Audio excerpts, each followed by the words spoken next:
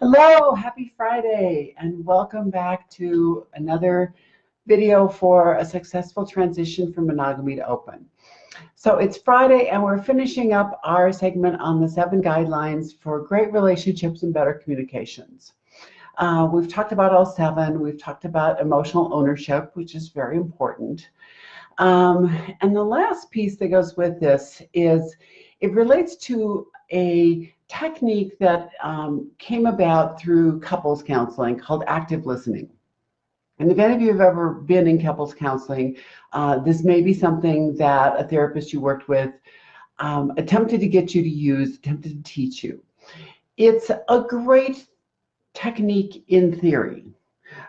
Basically what it involves is it's multiple steps of one person speaks and then the other one repeats back what they say, and there's multiple rounds of this, and because you want to make sure you understand the meaning and finding agreement and really before you ever disagree with anything that they say, you want to expand the common ground. All great things, all a great stuff in theory. The problem is that it's so cumbersome and it is so long and involved that people don't generally practice it, so they don't learn it well. And unless you learn it well when you're calm, you're not going to be able to remember any of the steps when you are emotionally elevated. When you're having an argument, when you're upset about something, you are not going to be remembering all these steps.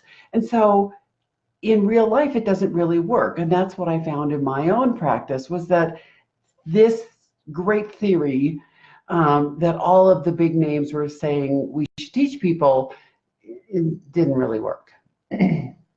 So what I've discovered over the years is that to try to teach people and try to advocate for a little bit more abbreviated version of this, it's taking the same basic cores of it, but it's not the true active listening. It's still listening. It's still about that we have to listen. So that means that in that moment, it's important to focus on the person and listen with more than our ears. We've got to listen to not only just the words that they're saying, the tone of their voice, their facial expressions, the look in their eyes, their body language. Try to understand what are the emotions behind all of this. Is it anger? Is it hurt feelings? What's going on behind it? And so that we're trying to work with the person rather than fight against the person. Because so often when we're listening, we listen to a small portion of what someone says, and then in our minds, we are quickly racing to come up with our own counter argument. And that doesn't really allow us to listen very well. So you can't fully hear what someone's saying if you're coming up with your own argument for it. Now, it never hurts to double check with a person near the beginning of an argument and say, okay, let me make sure I understand what you're saying.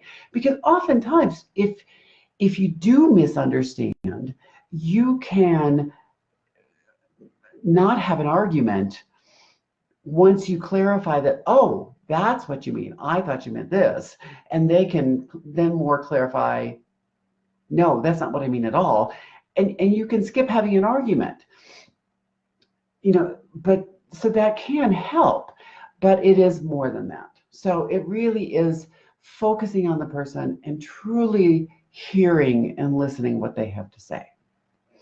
So that's it for the 7 guidelines. And just to briefly recap again, the 7 guidelines are: accept our partner as is, express appreciation frequently, communicate from a place of integrity, share and explore differences with your partner, support your partner's goals, give your partner the right to be wrong, and reconsider your wants as goals that you may achieve later. So now that we've done a lot of foundation building, next week we're going to start talking a little bit more about jealousy, envy, compersion, a little bit higher level emotions that are very important to know how to deal with. And for anybody who watches these videos regularly, I'm going to have a little surprise on Monday. with something extra to kind of help keep all of this stuff we've been talking about, the emotional intelligence and all of these various guidelines and all of these tools for you to use. I'm going to have a surprise for you if you want to be able to remember this and not have to keep going back and watching videos. I'll have a surprise for you on Monday. So have a fabulous weekend, and I look forward to seeing everyone there. Thanks so much for watching. Bye.